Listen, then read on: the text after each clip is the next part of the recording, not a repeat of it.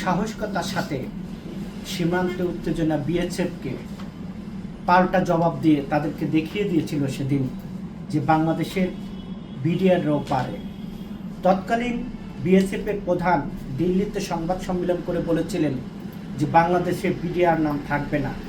আমরা দেখেছিলাম সেই নতজানু পররাষ্ট্র নীতির কারণে দিল্লির পাচাটা গোলাম শেখ হাসিনার নতজানু পররাষ্ট্র নীতির কারণে সেই বিডিআর নামকে মুছে ফেলে আপনার বিজেপি করা হয়েছিল।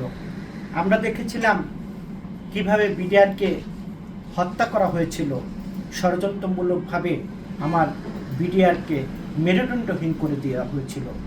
সেনা বাহিনীকে হত্যা করা হয়েছিল, 57 জন সেনাবাহিনীকে হত্যা করেছিল।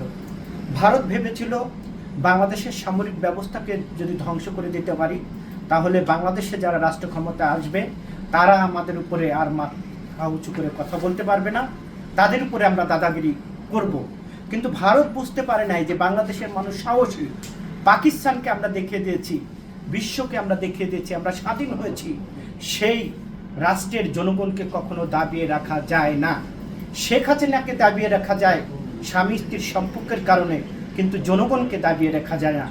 দিল্লি যে ভুলটা করেছে, বাংলাদেশের জনগণের সঙ্গে বন্ধুত্ব না করে ষড়যন্ত্র করে সামরিক শাসন ব্যবস্থাকে ভেঙে দেওয়ার যেই ষড়যন্ত্র, সেই ষড়যন্ত্র আজকে আমরা দেখলাম সিলেটে বিজেপির ভাইরা তারা প্রতিহত করেছে, কিভাবে জবাব দিয়েছে।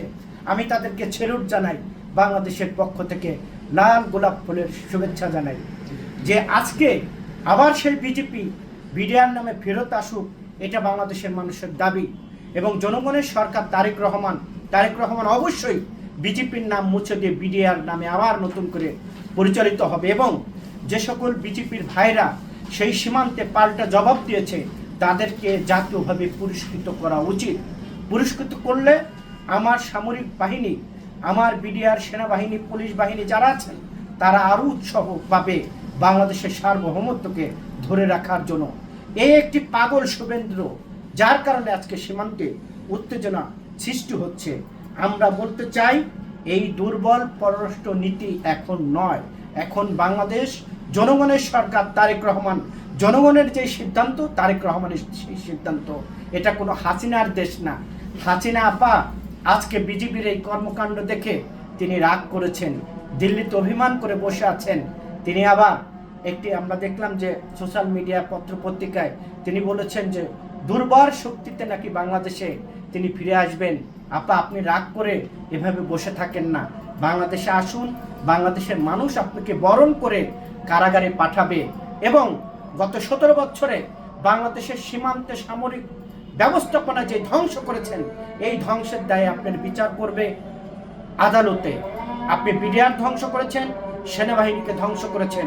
এই বিডিআর এবং সেনাবাহিনী ধ্বংসের কারণে এই শেখ হাসিনা আপার বিচার হবে।